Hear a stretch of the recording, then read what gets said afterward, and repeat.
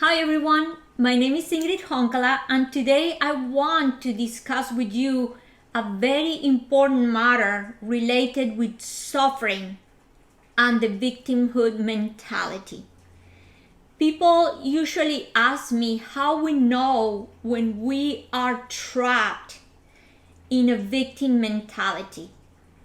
How I do identify when we are being victim and how I break this pattern, how I break with the victim mentality. This is a very important question because this is something that happens to all of us. At some point in our life, we have become victims one way or another of our sufferings, of our environment, of our decisions, of our life. And for me, the best way to answer this question, as I've done before, is by showing my own experience. Because I was a victim too. For many years of my life, I was trapped in my own sufferings. And I was a complete and absolute victim of my sufferings. So as many as you know already, I was born in Colombia, which was a country at war. Colombia has been, actually still is, the situation is a lot better, but it's almost about 60, 70 years that Colombia have been fighting an internal war between different revolutionary forces, rebels. There's a lot of narco trafficking happening. So this has been all kind of internal problems that have kept the country at war. And being born in this country was the first element, very strong element, that introduced a lot of pressure, a lot of stress, and a lot of suffering in my life.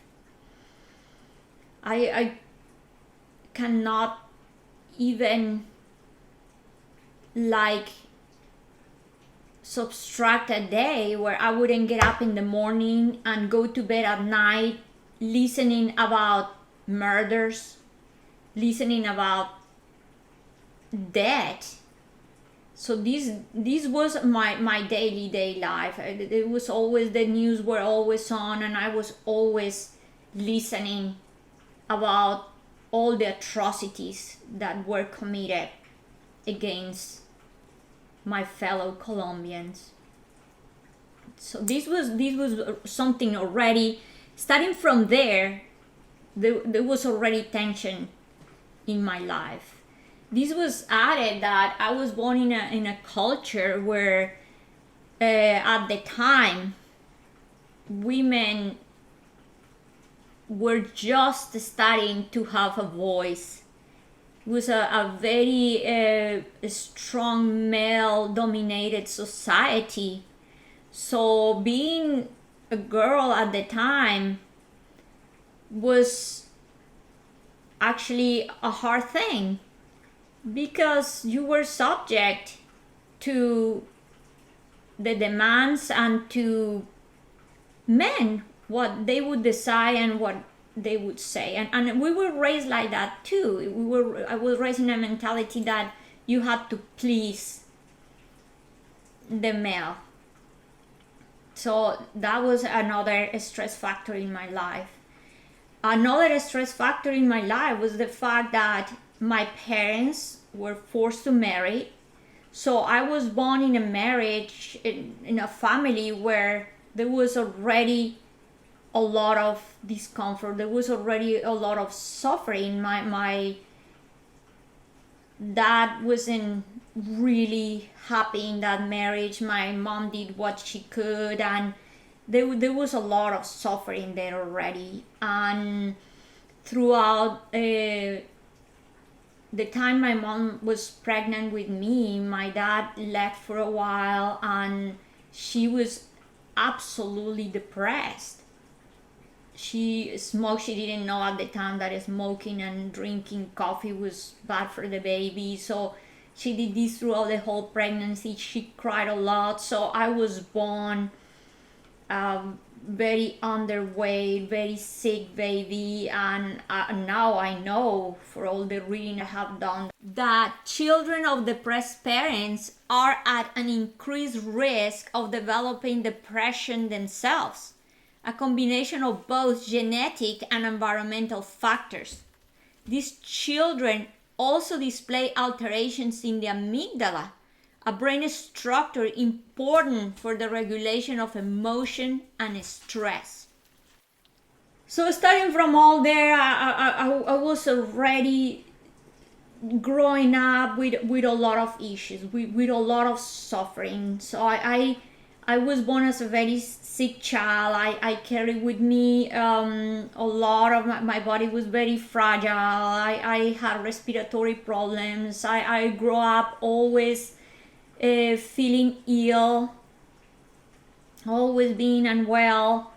And besides all these, you guys already know I had a near-death experience, and I had experiences in which I was able to communicate and with celestial beings and see things other people couldn't see. So this added another actually stress factor in my life, because I discovered later on that no one was like I was.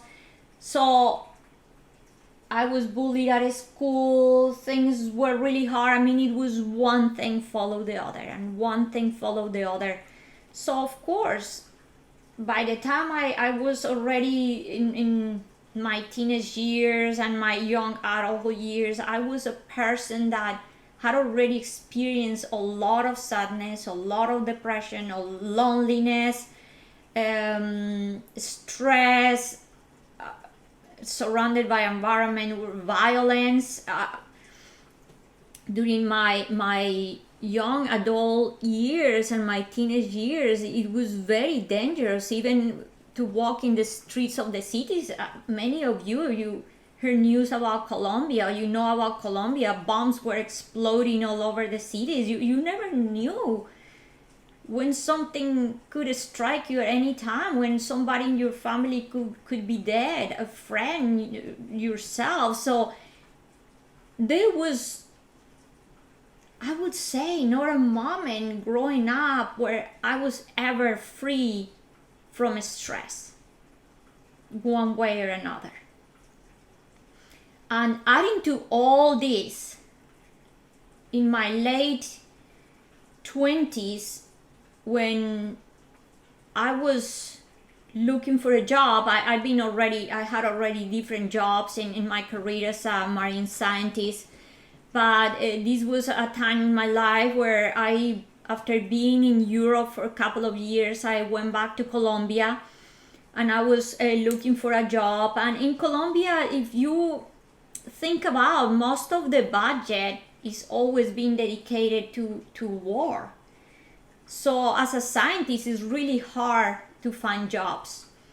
I remember after about 50 resumes, I finally got a call for a position working with the Colombian Navy. They had two research institutes, one in the Caribbean and one in the Pacific. And of course, everybody wanted to be in the Caribbean.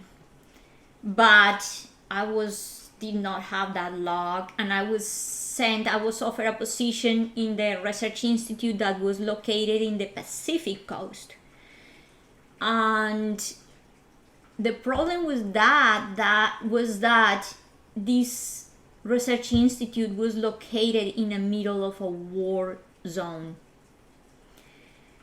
So adding, like I said, to all this, now I was moving to a place where I was going to be completely immersed in the horrors of the war.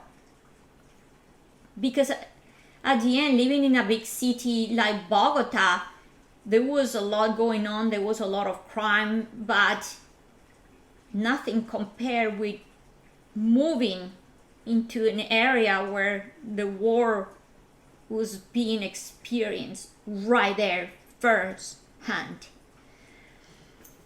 And it was a really hard decision to make, but I didn't want to be unemployed. I was having the opportunity to work in my career, so I took the position. I was the head of the biology and marine ecology department.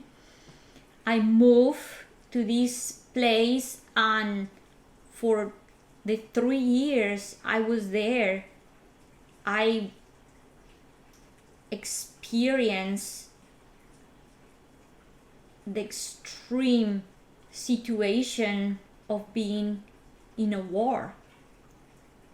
And for these 3 years, every time I went to bed, I didn't know if I was going to be alive next day.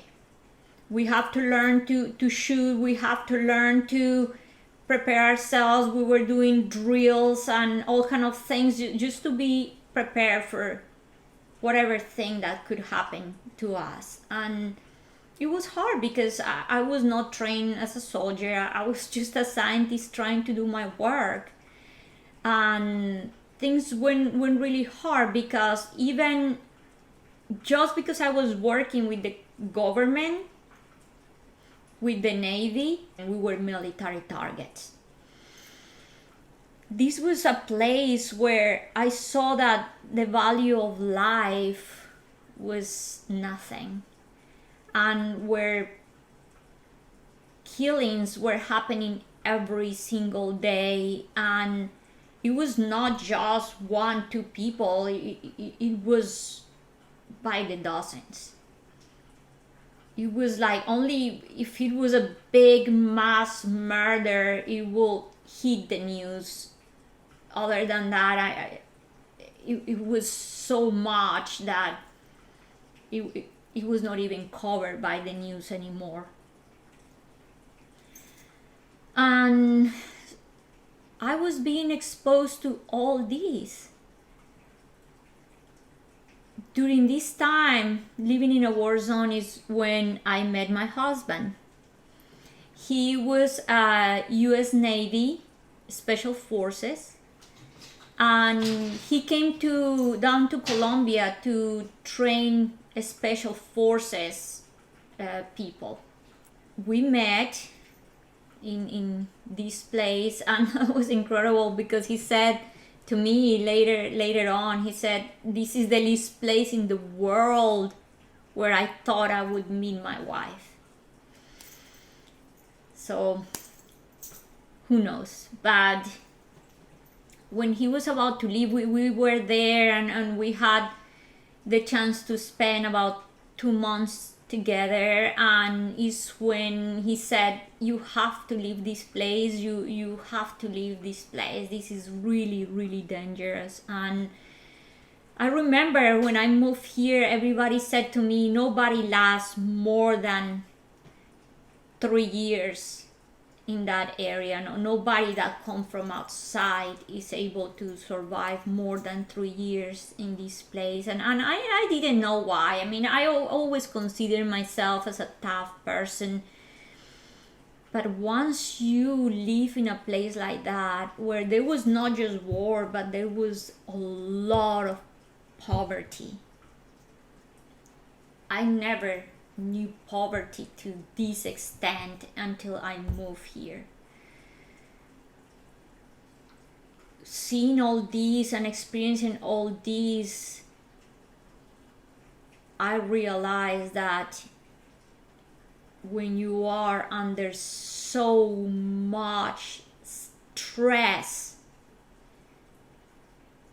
you just, one way or another, or the war kill you, or the stress will kill you. You cannot live 24/7 for ever in a situation like this. You just end up sick. And I did. I actually ended up being very sick. Then from there, I finally, my husband, who is my husband today, he just kept saying, you have to leave this place. The situation was getting worse. The rebels were blowing all the communication towers, things really hard. Then I finally decided that once a couple of my coworkers got killed, I finally decided that I wasn't going to die in this place, and I left. Throughout that time, I came to visit my husband one time, who is my husband now, and when I came to visit him the second time is when he proposed, and I ended up staying here in the US.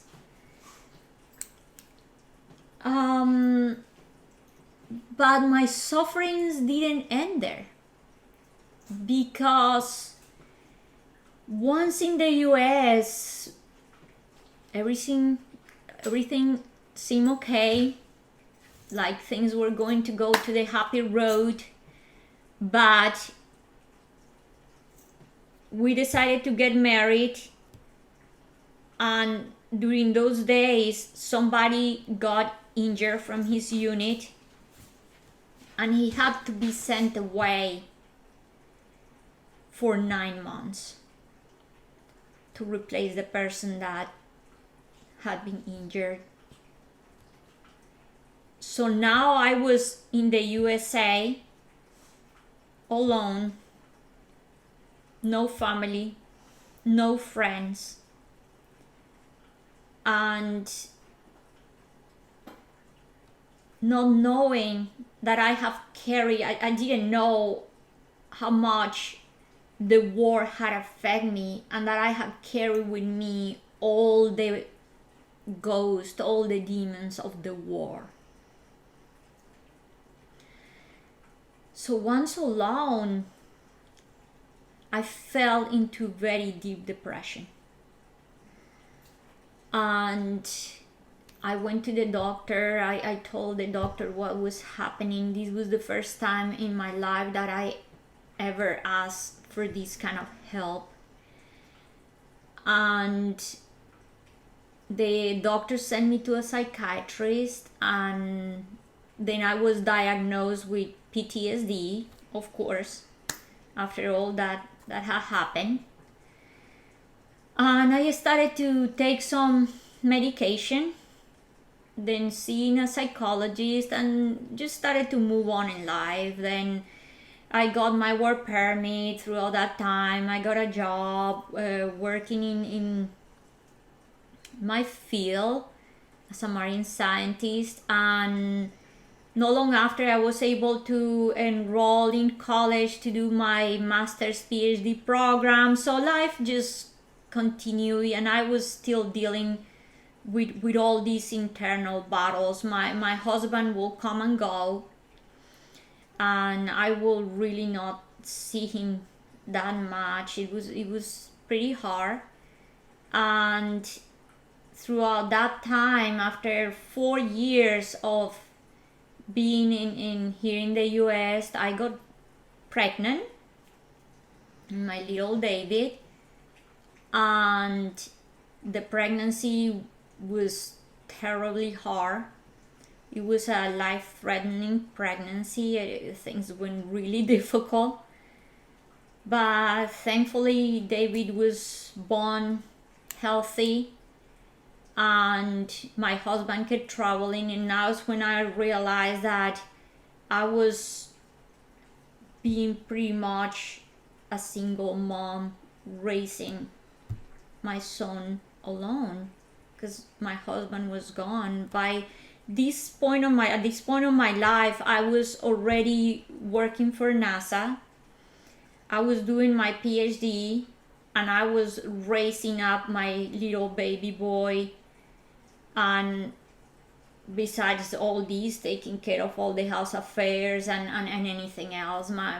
Due to the complications of the pregnancy, David was born also as a fragile baby.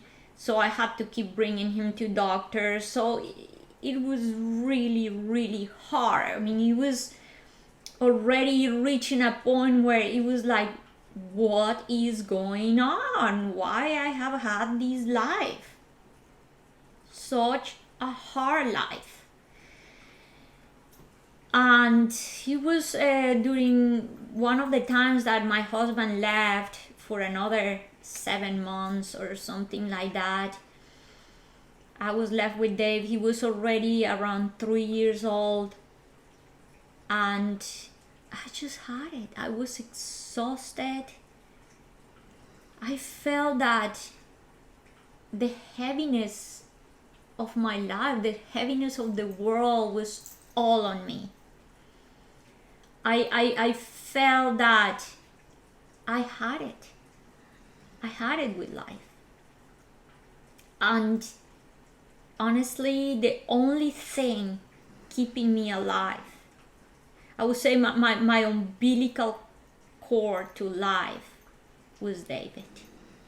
My little David, he was the only reason why I was still alive. I didn't want to live anymore. I was exhausted. I was done.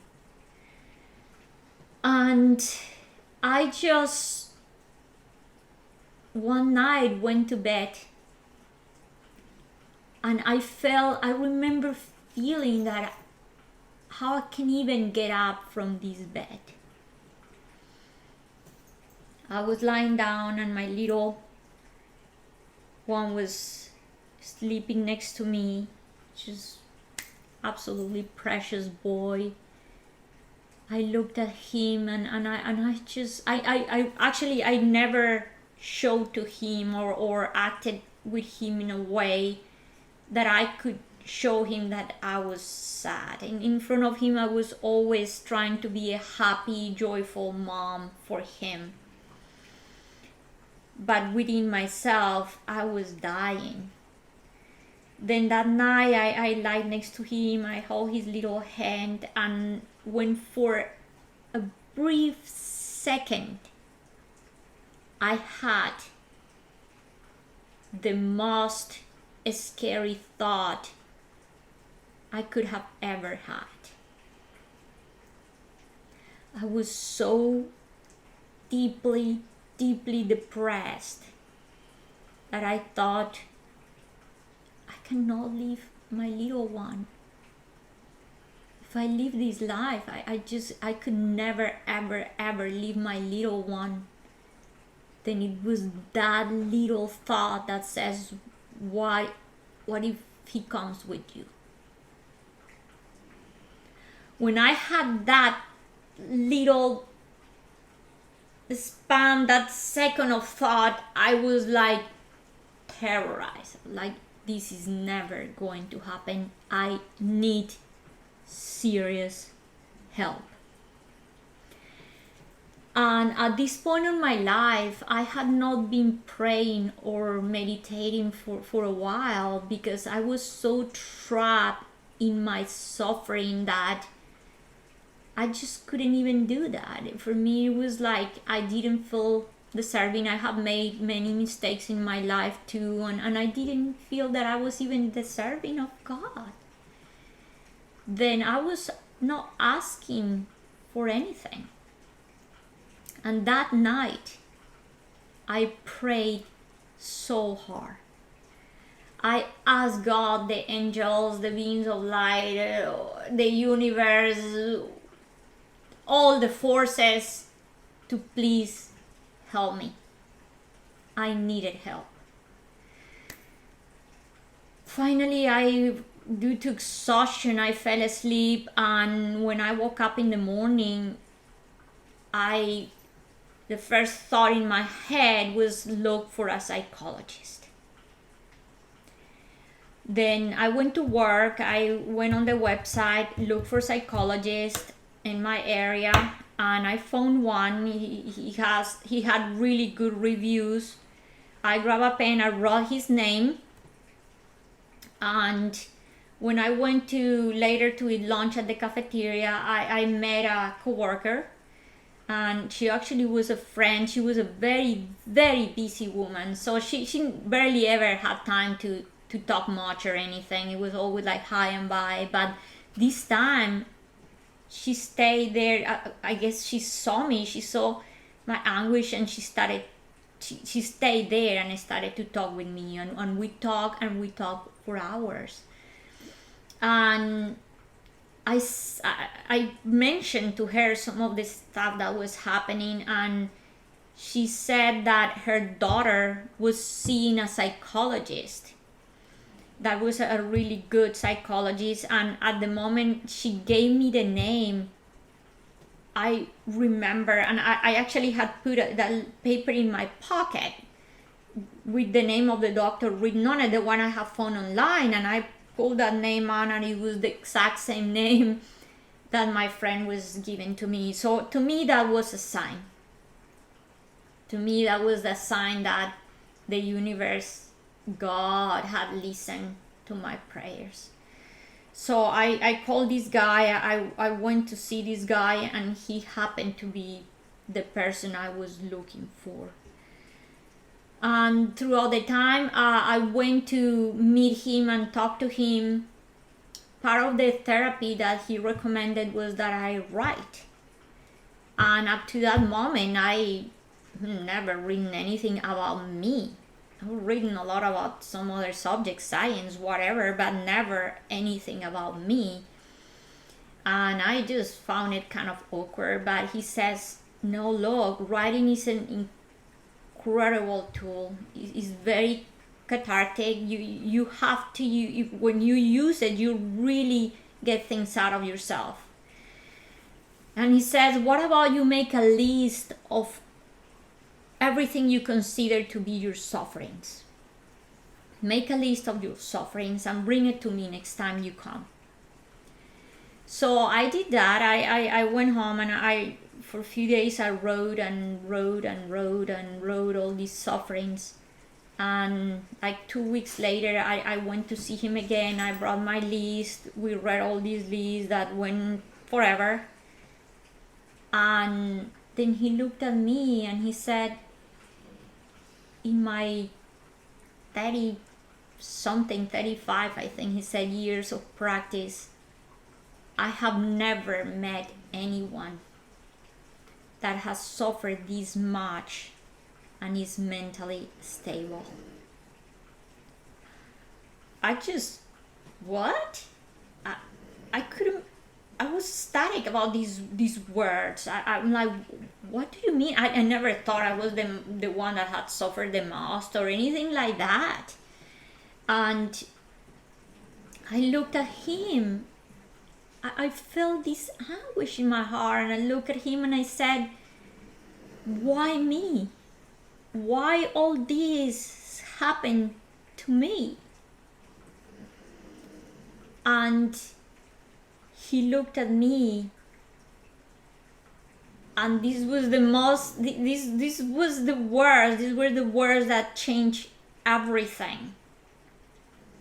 He said to me, why not? So this was amazing. This was the most simple answer, but it was what shifted everything within me. Because this day, two things happened. The first thing was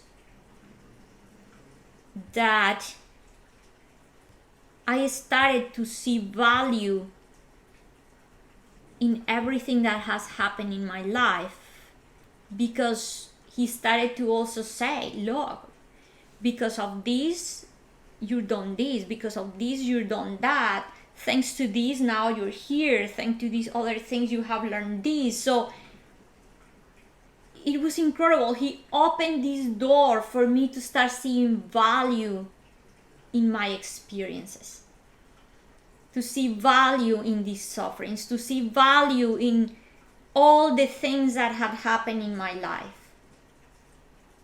And the second and very important thing is that day I realized that none of that was here anymore.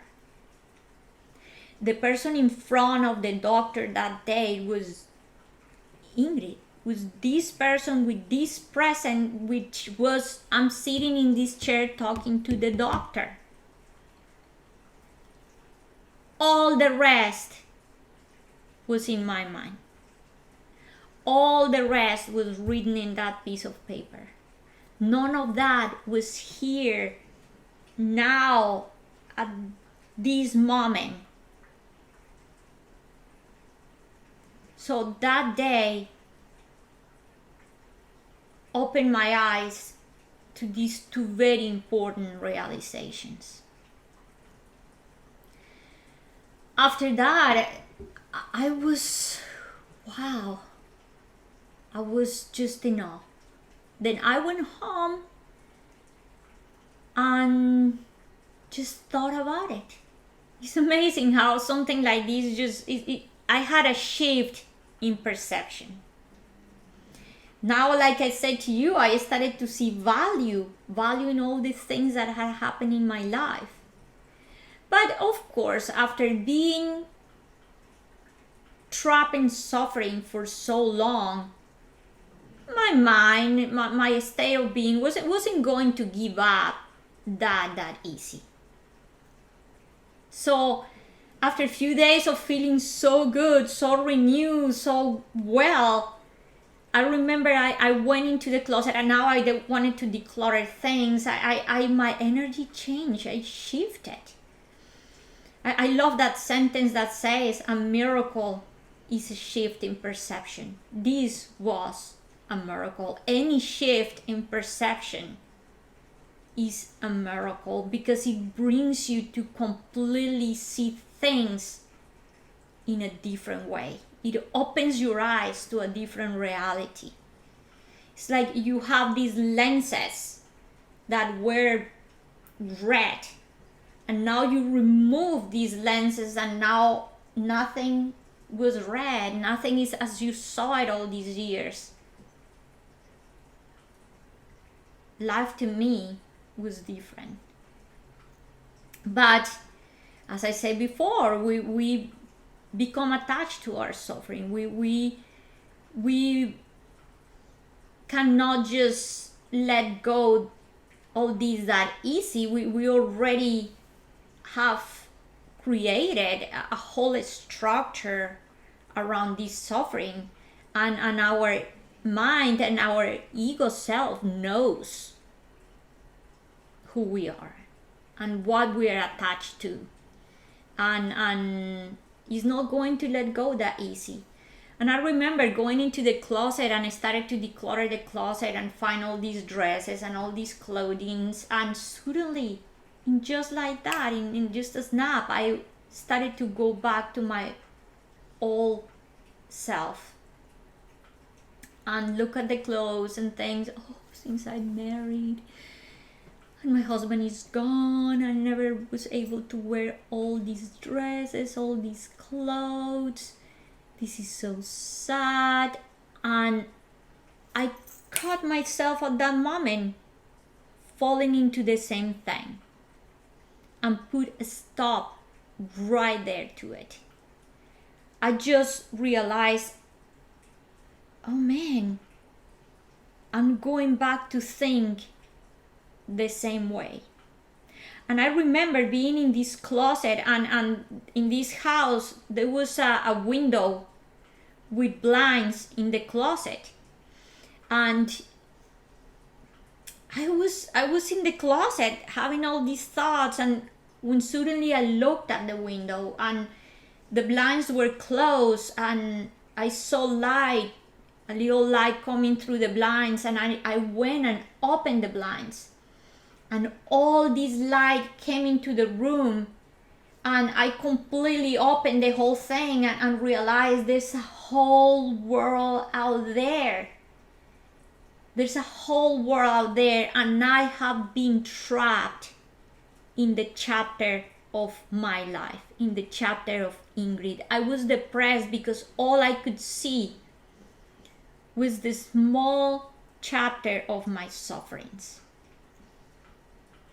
There have been incredible things in my life as well, amazing things.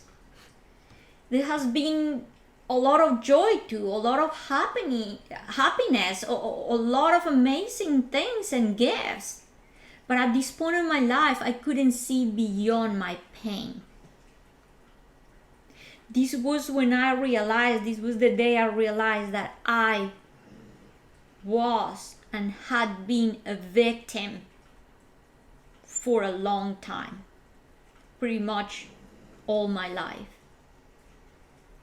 I discovered, I saw myself, I saw that I was trapping each and every one of my sufferings. How I identify Ingrid with my sufferings. I am this because this happened to me, because this person did this to me, because I was born here, because life treated me this way. And little by little, I started to see and recognize all these sufferings in which I was keeping myself trapped. So that day in that closet, I thought I am depressed because I'm only thinking about me and my chapter. Once I realized that there was an entire world out there that was light outside the closet, that was all this to live and observe, and all the help I could give, and all the other things I could do, I opened the doors, I opened those blinds for myself. And I would just say, I walk out of that closet where I have kept myself for all those years. And only at that moment but it took for me to become aware that I was trapped in these sufferings. I had to recognize it. I had to observe it. I had to write it down. Once I wrote it, once I saw it, once I questioned it, then I was able to look and see where I was. And from there, I started to take action. A change was needed. So this happened to all of us in life. We come to a place, we came to a stop, say we're going through this road, and we come to a place where a challenge happened. We encounter a suffering, we encounter a difficulty. We always have two paths to take. Or the path of being a victim, and like me, stay in that closet of suffering, contemplating the story of me and my sufferings, which doesn't bring you anywhere. It's a road that ends there. You don't go anywhere. You're trapped. Or you take the other direction, the other path, which is the path of what is this doing for me? What I am learning from this? What is this giving me? And once we start seeing things that way, a complete new life opens to us. Because now we're seeing value in our experiences. And once we see value in our experiences, we grow. Once we see value in all the things that have happened, we expand. Once we encounter a challenge, and like I said in my other videos, we're able to use that challenge to take decisions, to look for different choices and possibilities to resolve, then now we are expanding. We have been told that suffering is wrong. But how are we supposed to know where we stand if there's not a challenge in our life? I put the example of the bird. A little birdie that is in its nest, all feeling safe and secure, being fed. There's a point in which this bird have to jump out of this nest, no matter how comfortable and how secure this bird is in its nest. And even the mom will start bringing food, so now it comes the challenge that this bird has to leave this nest. It has to jump out of the nest. If the bird will never leave the nest, how could it know? How could it ever use its wings? And that's us. That's us. A challenge comes, it brings a change in our life, and we can take the two paths of stay there and never try and stay trapped and don't move, or take the path of let's jump out of this nest. Let's spread my wings. Let's see what is this bringing. Where am I going with this? And sometimes we might not see it at the moment, but we have to give ourselves that possibility to ask the question, what is going on? What am I learning from this? Why this is happening in my life? Start questioning. And that way we don't fall into the victim mind. We give ourselves the possibility to move.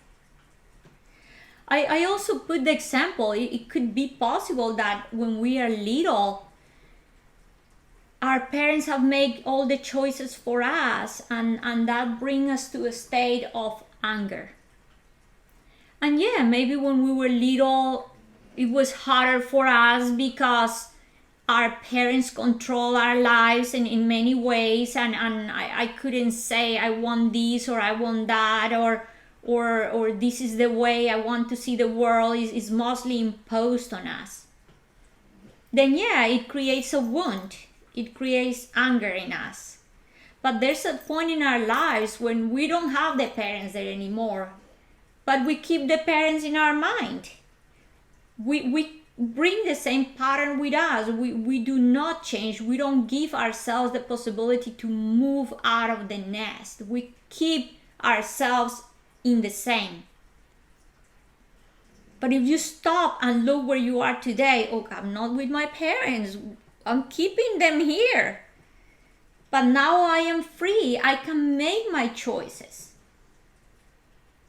Now, maybe what happened with my parents being this way are teaching me a lesson in my life, a lesson that could be like, don't be this way with your children in the future.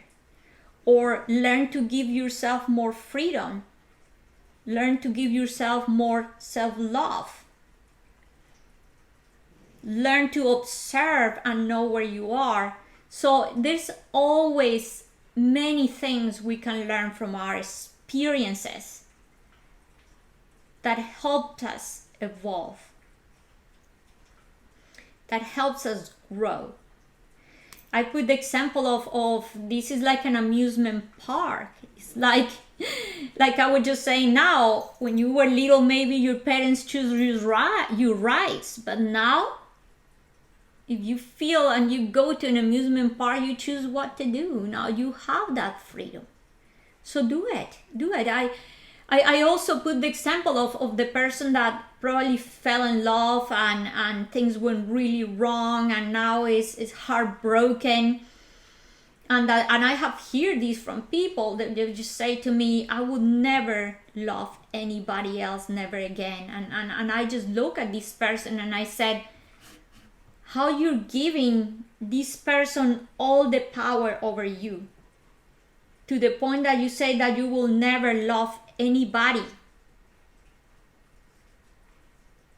You have to regain your inner power. You have to look within and give yourself the place that you occupy in the now. Are your parents here anymore with you in person, controlling you and telling you what to do? Is that partner there? Is that person that hurt you there? They're not there. It's all here. So it's your choice. It's your choice to grab all those experiences and use them for your own growth and say, this is going to serve a purpose for me.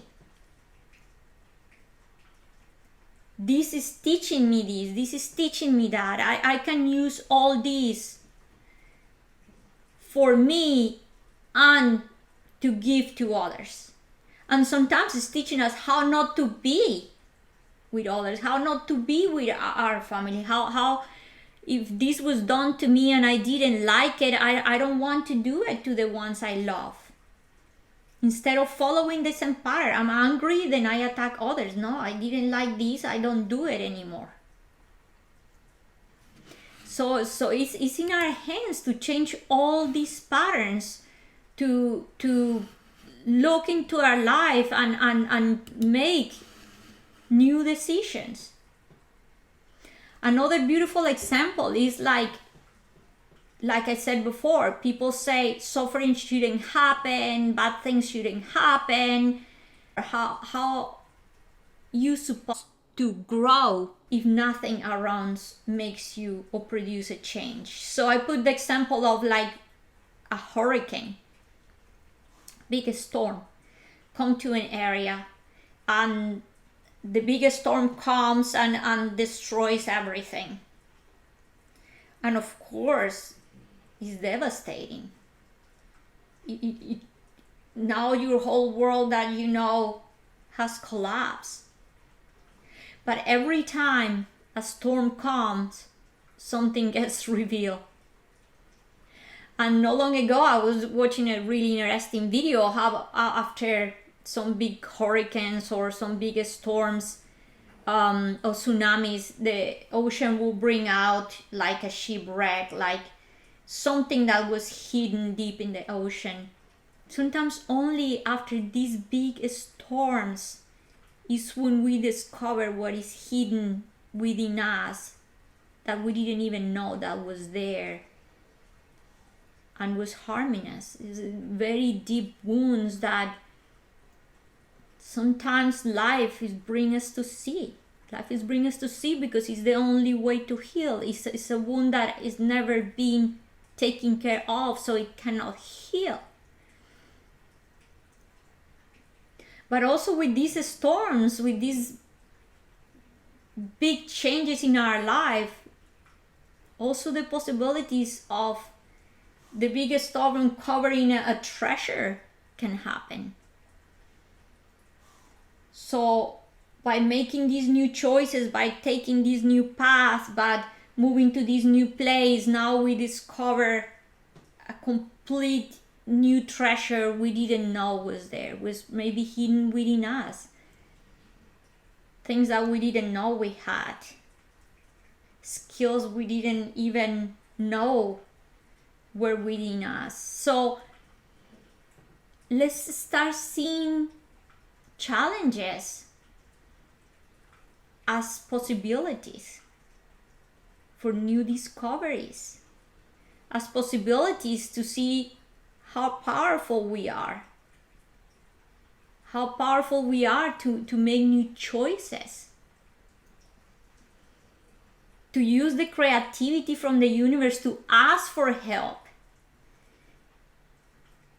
and to discover how the universe is there to give us a hand when we need it, and that we are not alone. So you always have the choice. You have the choice. The The day I stood in that closet and looked within and realized I was trapped in the story of myself, I also took responsibility of my own actions. I always have been blaming others. That's the other way in which we can identify when we're being a victim, is because it's everybody's fault. We have to take responsibility of our actions. I know that many of the decisions I made in my life were my own choice, even when I was little, because I chose to feel the way I was feeling. Even though in my case, even more extreme, I was having all the celestial help of beings of light. And even having all this help, I was putting myself in pain. I chose the path of suffering. But now, I wouldn't change any of that, because I have now used it for my own development. Now I know that everything that I underwent in my life, all the things that happened in my life, serve a good purpose. And one of those very beautiful, beautiful purposes of all these sufferings was for me to have the possibility to relate with others, to understand the suffering of others, to have more compassion, to be more kind, to be more open. Then nothing is being lost. Nothing. And everything has been gained, because with everything that we experience in our life, there's learning. There's not a way to lose. Never, ever. So the important thing is that you look within, that you stop, that you realize that the way that you feel today is the way you're choosing to feel. That no one can make you feel bad if you do not accept it, because it is our own choice. If I give my power away, then yeah, other people can use that power to make me feel bad. But once I regain my power, it's under my control to choose how I feel. And the day we take responsibility of how we feel, of our actions, and stop blaming others, that day we can move on. We can continue our life. And we will realize, like I said before, challenges will continue. Because what is life without challenge? How we could just keep evolving. But another thing is, one thing is encounter challenges and move through life resolving and going and moving. And a completely different choice is to stay and suffer. That's when suffering comes. It's when you allow yourself to be part of a story, the story of me, the sufferings of my life. That's when suffering happens. So it is your choice. It is your choice. You choose your path. And the universe and God and the beings of light are there to always, always guide us. We're the one that decide to listen or not. Nobody's doing anything to us. I hope that this was of help, and that from this you learn that a good way to start is by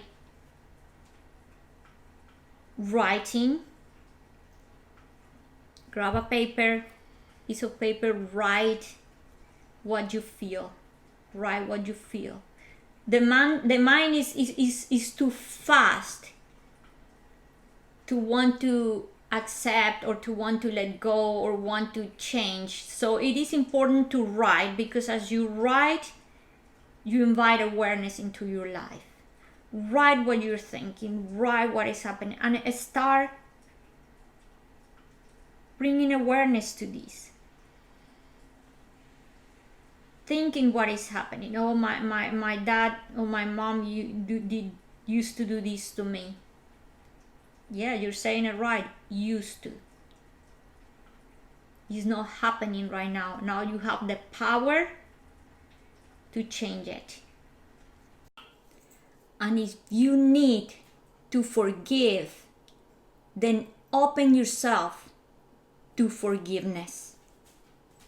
When you forgive others, you're actually forgiving yourself too, for keeping yourself trapped in the idea that you do not deserve, that you do not deserve happiness, freedom, and joy. Remember, every time you're holding any grudge against anybody, in reality, you're poisoning yourself. You're poisoning yourself because you're not allowing yourself to be joyful, to be free, to be happy. So bring all this awareness into your life and bring to self to change, to forgive, to love yourself. When you love yourself, you do not poison yourself. You do not keep yourself at peril. You give the best to you because you know you deserve it. So I invite you to sit, to grab a piece of paper, to grab a pen, and start writing. Start questioning your thoughts. Like I already said in my last video, become an observer of yourself. It's in your hands. You have the power to change. It's your life. Become the owner, the master of your life. Your life don't belong to your parents, to your brothers, sisters, girlfriend, wife. Is your life. Start becoming the head of your own temple. I love you. Thanks for being here, and I'll see you next time. Take care. Thanks.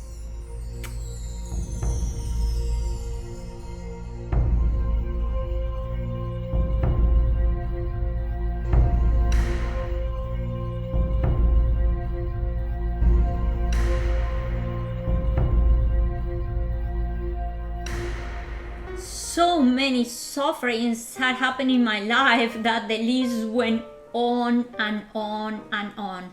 For the ones that have read my book, have the chance, the possibility to read my book, which I have here with me right now, I describe there all the sufferings that took place in my life and how I was able to resolve this, how I was able to get out of my victim mentality, ask for help, and resolve it, and to become the person that I am today, free from the chains of my own suffering, looking beyond my pain and discovering the good in all the challenges and all the sufferings in my life. So I invite you to read my book and discover that it is possible. It is possible to get out of suffering. It is possible to make a change and become a new person. So for the people that have not read my book yet, I'm going to have 5 days on Amazon, of 5 days free.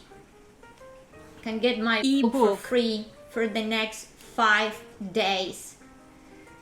I want to offer the possibility to people to read my book and figure out for yourself, using these experiences, that is possible to be free from pain. It's possible to be free from the past, move on, and have a joyful life.